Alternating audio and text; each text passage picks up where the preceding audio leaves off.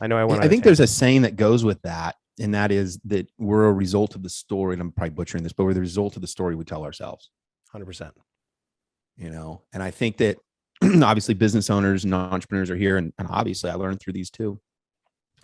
But ultimately, we tell that same thing in business as well. We tend to be like, oh, things aren't going to be good, or I'm out in this market and there's no one buying in it, and that guy's making money. I'm not. There's these stories that we tell ourselves, and I think that even people that aren't storytellers, they're telling themselves a story. Yeah.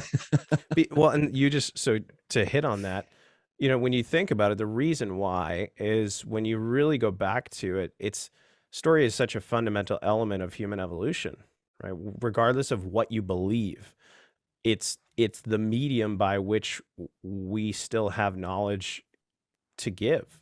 The reality is that, if you think of it as like cavemen and, cave paintings, or sitting around a campfire, if you think about it, and we have roots in Cherokee Indians and the tribe, like everything there was transmitted by story.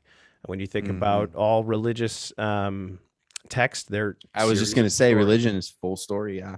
Yeah, and so, in the end, it's a natural state of being for us to understand and interpret these stories. And what's really amazing is that once you see the structure of these stories, they're all so incredibly similar.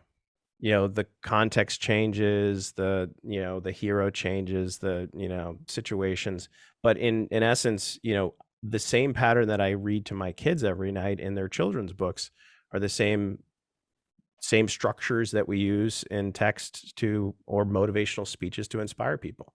And that I think is so cool to say, because that also says that the way we receive information is a lot of the same when everybody thinks that it's not. 100%. Yeah. And I think that you ever read or it's a great book, but 48 Laws of Power. A little bit. Okay. Picked it up and put it down. Yeah. Well, it's a pretty intense Not a book, bad way. but again, the story, right? So he goes in and actually tells the story of the truth to have power. And so I think that even in these things, like where I'm kind of getting at is like, even though you think that your story is, maybe you don't want to get it out or anything like that, or you do this framework, but that is how people receive you, Mm-hmm. you Yeah. know? If you're And, not and, telling them the story, then they're making up their own story about you. that's a great one, dude. That's a good one. So I'll just flip that. Like if you were ever in sales or so, there's an old saying when you're going like head on in sales or whatever. It's like, either I'm selling you or you're selling me. Mm-hmm. And kind of what you said is, it's like, there's a story. If you like it or not, you have a chance to change the story if you want. 100%. I'll say that was a big, so take the sales, for example. Being on sales calls for me, it was a scary experience in the beginning.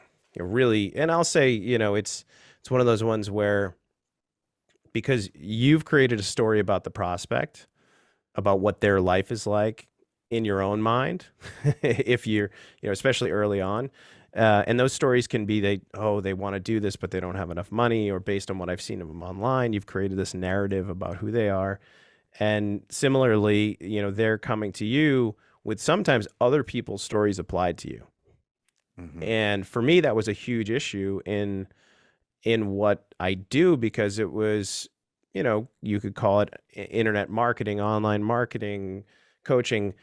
There's a lot of burnt people with negative connotations about what it means to work with somebody in that space. And so, that story was coming in and being applied to me, and I was letting it happen.